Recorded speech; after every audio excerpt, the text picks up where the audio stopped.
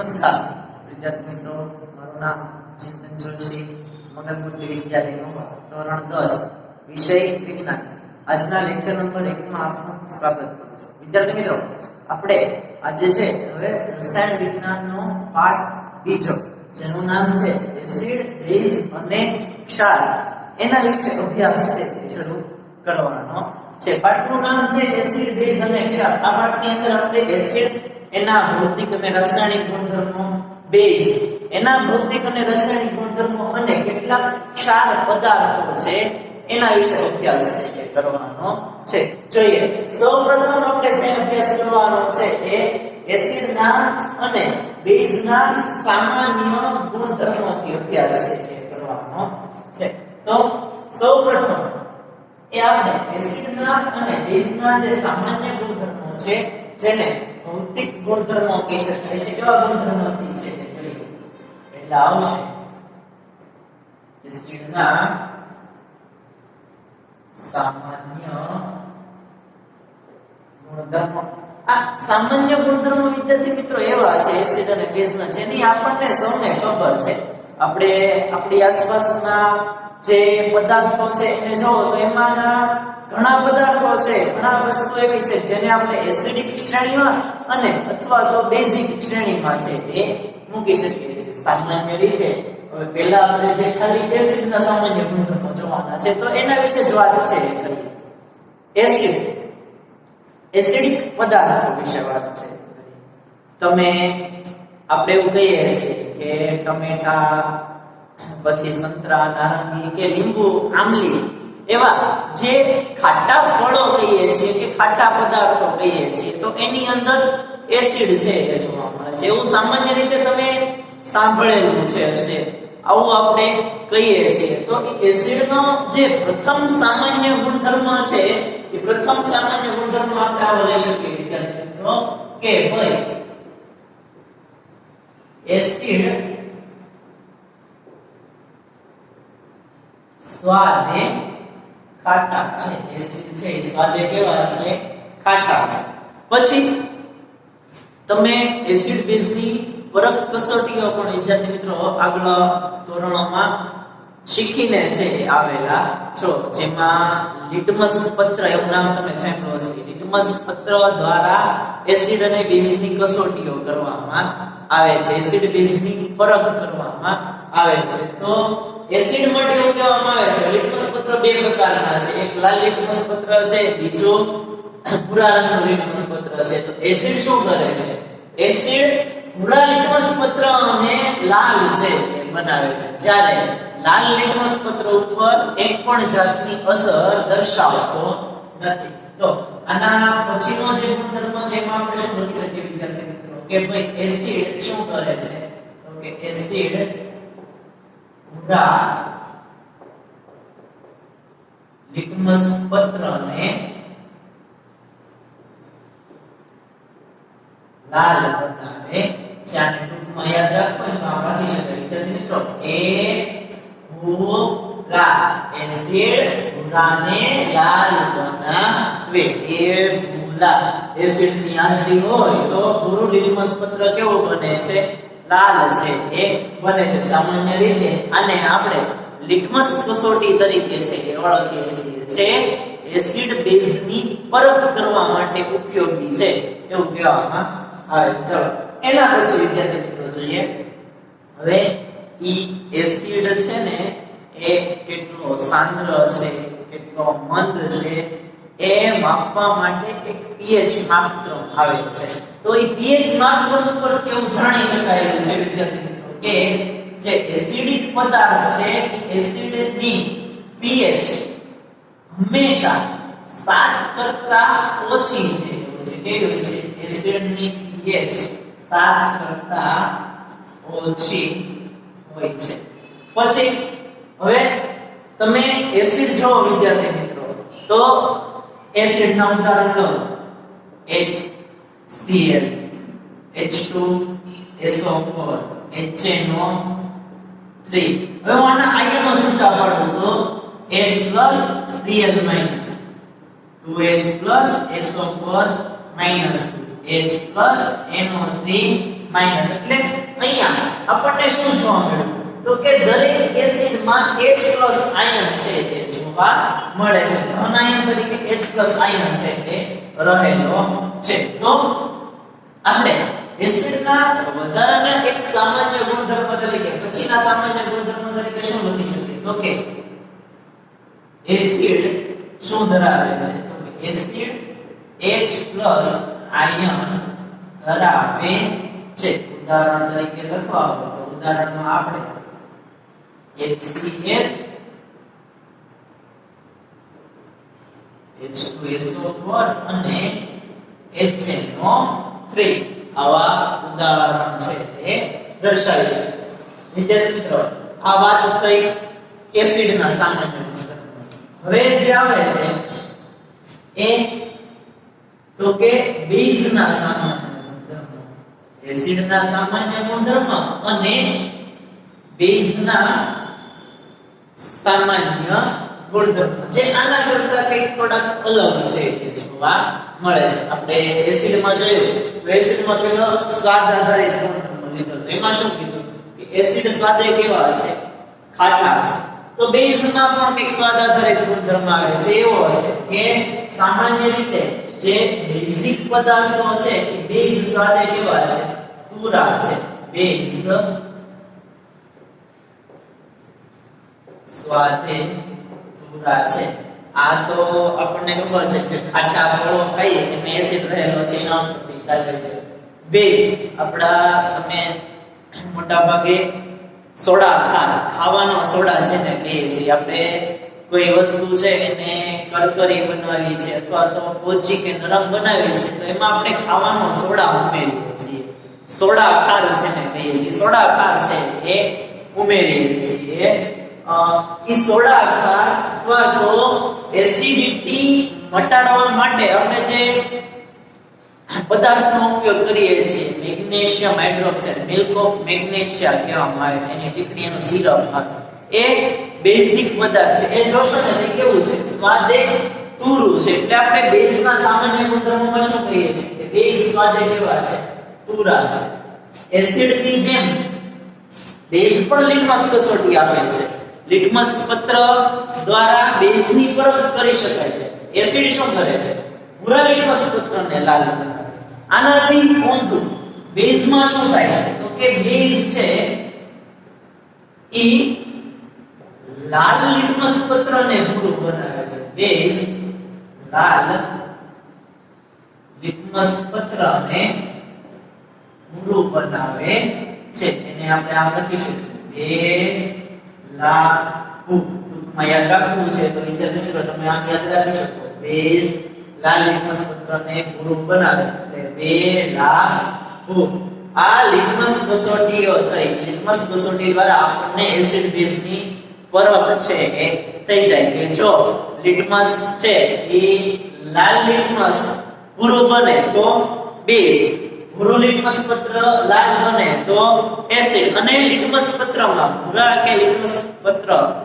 લાલ litmus પત્ર બેમાંથી એક લિટમસ પત્ર છે એમાં કાંઈ પણ ફેરફાર થતો ન હોય તમે દ્રાવણમાં ભૂરું લિટમસ પત્ર ડુબાડો તો ભૂરું લે અને લાલ ડુબાડો તોય તે એમનેમ લાલનો લાલ રહે તો એવું પદાર્થ છે એવો દ્રાવણ છે એને આપણે કેવું કહેશું તટસ્થ દ્રાવણ છે એ કહેશું આ લિટમસ કસોટીઓ અથવા તો એસિડ બેઝની પરખ કસોટીમાં છે એ આપણે ઉપયોગમાં લઈએ છીએ પછી જેમ અહીંયા એસિડની pH 7 કરતા ઓછી જોવા મળે એમ આ જે બેઝની pH છે વિદ્યાર્થી મિત્રો એ બેઝની pH હંમેશા 7 કરતા કેવી હોય છે વધુ છે એ હોય 7 કરતા ઓછી એટલે કેટલી તો કે 0 થી લઈ અને 7 સુધીની છે જોવા મળે છે અને બેઝની pH 7 કરતા વધુ એટલે કેટલી તો કે 7 થી લઈ અને 14 સુધીની છે જોવા મળે છે સામાન્ય રીતે આ જે pH માત્રમ છે એ 0 થી 14 સુધીનો છે એ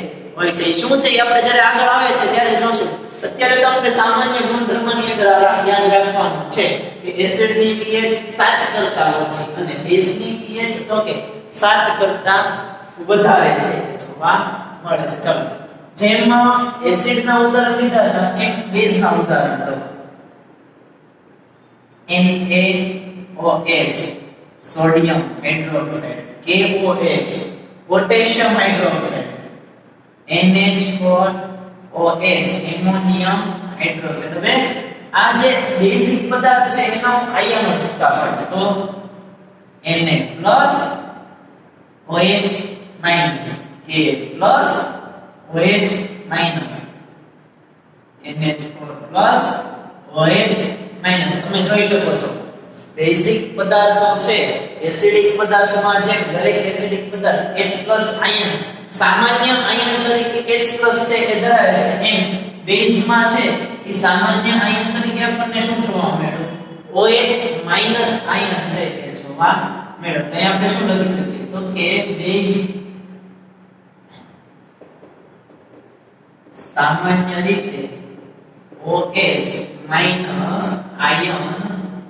ધરાવે છે. ઉદાહરણ લખવા છે વિદ્યાર્થી મિત્રો હમણાં આપણે જે જોઈએ તે ઉદાહરણ લખી શકીએ NaOH અને NH4OH આ બેઝના ઉદાહરણ છે કહેવામાં આવે છે. તો વિદ્યાર્થી મિત્રો આપણને આવા એક એસિડ અને બેઝના ગુણધર્મો જેને સામાન્ય ગુણધર્મો કહી શકાય એસિડ અને બેઝના આવા સામાન્ય ગુણધર્મો છે એ આપણને જોવા મળે છે. વિદ્યાર્થી મિત્રો આપણે એસિડ અને બેઝના સામાન્ય ગુણધર્મો છે. હવે આપણે જોવાનું છે કે ઈ એસિડ અને બેઝ જે આપણી પાસે અજ્ઞાત દ્રાવણ હોય તો એ ખબર કઈ રીતે પડે કે એસિડ અને Q છે અને બેઝ છે એ Q છે. એના માટે એક વસ્તુ આવે છે સૂચક તરીકે ઓળખવામાં આવે છે. જોઈએ આપણો પછીનો ટોપિક આવો છે કે ભાઈ સૂચક એ શું છે અને એસિડ બેઝની ઓળખ માટે કયા કયા સૂચકો છે એ વાપરવામાં આવે છે. જોઈએ પહેલા તો આપણને ખબર હોવી જોઈએ વિદ્યાર્થી મિત્રો કે ભાઈ સૂચક એટલે શું, સૂચક કોને કહેવામાં આવે છે. તો સૂચક એટલે વિદ્યાર્થી મિત્રો કોઈ એવું દ્રાવણ અથવા તો એવો પદાર્થ છે જે શું કરે છે તો કે એસિડ અને બેઝની હાજરીમાં રંગ પરિવર્તન છે એ કરે છે. જે દ્રાવણ કે પદાર્થ એસિડ અને બેઝની હાજરીમાં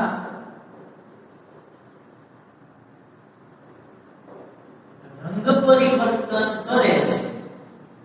જે દ્રાવણ કે પદાર્થ એસિડ અને બેઝની હાજરીમાં રંગ પરિવર્તન કરે છે તેને આપણે શું કહીએ છીએ સૂચક તરીકે ઓળખીએ છીએ. શું કહેવાય છે વિદ્યાર્થી મિત્રો એને સૂચક તરીકે ઓળખવામાં આવે છે. એવો દ્રાવણ કે એવો પદાર્થ જે શું કરે એસિડ અને બેઝની હાજરીમાં રંગ પરિવર્તન કરે એટલે દ્રાવણનો રંગ છે એ બદલાય તો એને શું કહેવાય સૂચક તરીકે ઓળખવામાં આવે છે. એનો ઉપયોગ તો કે એસિડ બેઝની પરખ કરવા માટે સૂચક ઉપયોગી બને છે. શેના માટે તો કે એસિડ અથવા તો બેઝની પરખ માટે સૂચક ઉપયોગી છે. હવે એ સૂચક છે ને એના પાછા બે પ્રકાર છે એ પડે છે. પહેલો સૂચકના પ્રકાર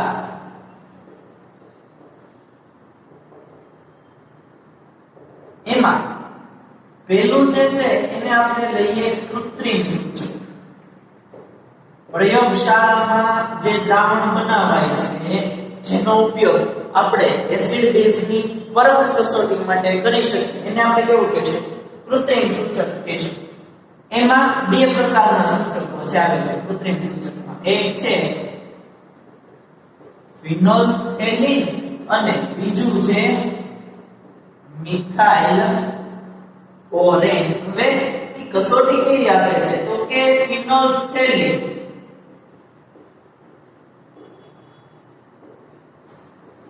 એસિડની હાજરીમાં રંગ પરિવર્તન દર્શાવતું નથી. રંગ પરિવર્તન દર્શાવતું નથી એટલે શું તો કે આપણને દ્રાવણ આપ્યું છે આપણને ખબર નથી કયું છે આપણે એમાં ફિનોલ્ફથેલિનના ટીપા ઉમેરીએ થોડા ઘણા જો ઈ દ્રાવણનો રંગ પરિવર્તન થાય નહીં તો આપણે શું કહીશું? આપણને આપેલું દ્રાવણ કેવું છે? એસિડ છે. હવે જોઈએ કે આ ફિનોલ્ફથેલિન છે એ બેઝ સાથે કેવી કસોટી આપે છે. તો ફિનોલ્ફથેલિન બેઝની હાજરીમાં ગુલાબી રંગ આપે છે. એટલે કે દાખલા તરીકે વિદ્યાર્થી મિત્રો આપણી પાસે બીકર છે, બીકરમાં દ્રાવણ છે. હવે દ્રાવણ એસિડ છે કે બેઝ એ આપણને ખબર નથી. આપણે નક્કી શેની મદદથી કરી શકીએ? સૂચકની મદદથી. દ્રાવણ એસિડ છે કે બેઝ. હવે આપણી પાસે ફિનોલ્ફથેલિન સૂચક છે. આપણે બીકરમાં ફિનોલ્ફથેલિન સૂચક નાખ્યું. જો એસિડ હશે તો શું થશે? ફિનોલ્ફથેલિન નાખશો તો દ્રાવણ જેવું છે એવું ને એવું રહેશે. એમાં કાંઈ પણ રંગ પરિવર્તન થશે નહીં. એસિડમાં ફિનોલ્ફથેલિન ઉમેરો તો કાંઈ પણ પરિવર્તન ન થાય. એટલે આપણે શું સમજશું કે આપણને આપેલું દ્રાવણ કેવું છે? એસિડ. ચાલો એ દ્રાવણની બરફ થઈ ગઈ. હવે જો દ્રાવણ બેઝ હોય તો શું થાય? તો કે જો દ્રાવણ બેઝ હોય તો ફિનોલ્ફથેલિન ઉમેરો તો એ દ્રાવણ કેવા રંગનું થાય? ગુલાબી રંગનું છે એ તત્વ જોવા મળે. આપણી પાસે બીકરમાં જે દ્રાવણ હશે એમાં ફિનોલ્ફથેલિન ઉમેરો. ફિનોલ્ફથેલિન ઉમેરો દ્રાવણ જો ગુલાબી રંગનું થાય તો આપેલું દ્રાવણ બેઝ. જો કાંઈ રંગ પરિવર્તન ન થાય તો આપેલું દ્રાવણ કેવું? એસિડ છે કહેવામાં આવે છે. ફિનોલ્ફથેલિનની જેમ મિથાઇલ ઓરેન્જ છે, મિથાઇલ ઓરેન્જ પણ એસિડ અને બેઝ સાથે પ્રક્રિયા છે એ આપે છે. જોઈએ કે કેવી પ્રક્રિયા આપે છે. મિથાઇલ ઓરેન્જ એસિડની હાજરીમાં નારંગી અથવા તો લાલ રંગ આપે. એટલે કે દ્રાવણમાં જો મિથાઇલ ઓરેન્જ ઉમેરો અને દ્રાવણનો રંગ નારંગી કે લાલ થાય તો સમજવાનું આપેલું દ્રાવણ કેવું છે? એસિડિક દ્રાવણ છે. અને પછી તો કે મિથાઇલ ઓરેન્જ બેઝની હાજરીમાં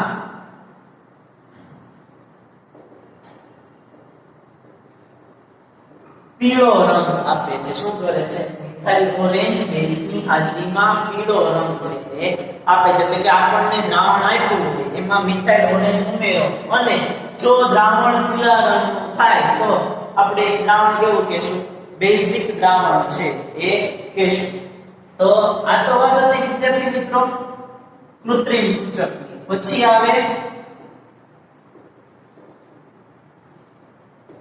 કુદરતી સૂચકો. હવે કુદરતી સૂચકોના ઉદાહરણો છે એ જોઈએ. એમાં પહેલા તો આપણે જે લિટમસ પત્રનો ઉપયોગ કરીએ છીએ એ લિટમસ પત્ર. હવે લિટમસ દ્રાવણ માંથી લિટમસ પત્ર છે એ બને છે. લિટમસ પત્ર મોટા ભાગે થેલોફાઇટા કેટલાક જે જાતિના વનસ્પતિઓ છે એ વનસ્પતિઓની પાંદડીને વાટી એમાંથી લિટમસ પત્ર છે એ બનાવવામાં આવે છે. કુદરતી સૂચક તરીકે એક તો લિટમસ પત્ર, પછી હળદર, લાલ કોબીજના પાન, હાઇડ્રોનિયમ, જીરાનિયમ અને પેટુનિયાની પાંદડીઓ. આ દરેકે દરેકનો ઉપયોગ આપણે શેમાં કરીએ છીએ? તો કે એસિડ બેઝની પરખમાં કરીએ છીએ. કુદરતી સૂચકો એવા છે જે એસિડ અને બેઝની હાજરીમાં પોતાના જે આ પાંદડીઓ કે હળદર છે એ અથવા તો લિટમસ છે એ પોતાના રંગમાં એસિડ અને બેઝની હાજરીમાં પોતાના રંગમાં શું કરે છે? પરિવર્તન કરે છે. આપણે લિટમસ કસોટી જોઈ કે ભાઈ લિટમસ પત્ર કેટલા પ્રકારના છે? બે પ્રકારના, લાલ અને ભૂરું. તો એસિડ હોય તો શું થાય કે એસિડ છે એ શું કરે છે? એસિડ ભૂરા લિટમસ પત્રને લાલ બનાવે. અને બેઝ શું કરે છે? તો કે બેઝ લાલ લિટમસ પત્રને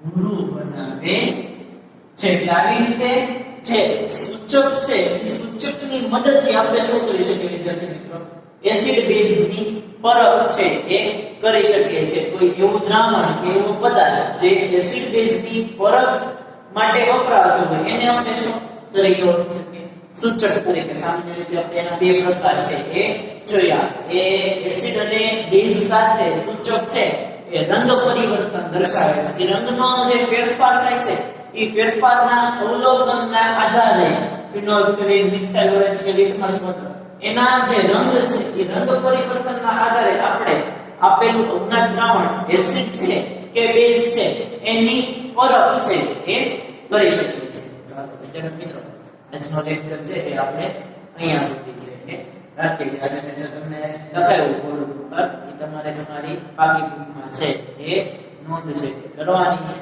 આગળનું છે આપણે હવે જ્યારે નેક્સ્ટ લેક્ચરમાં આપણે પાછા મળશું ત્યારે અભ્યાસ છે એ કરીશું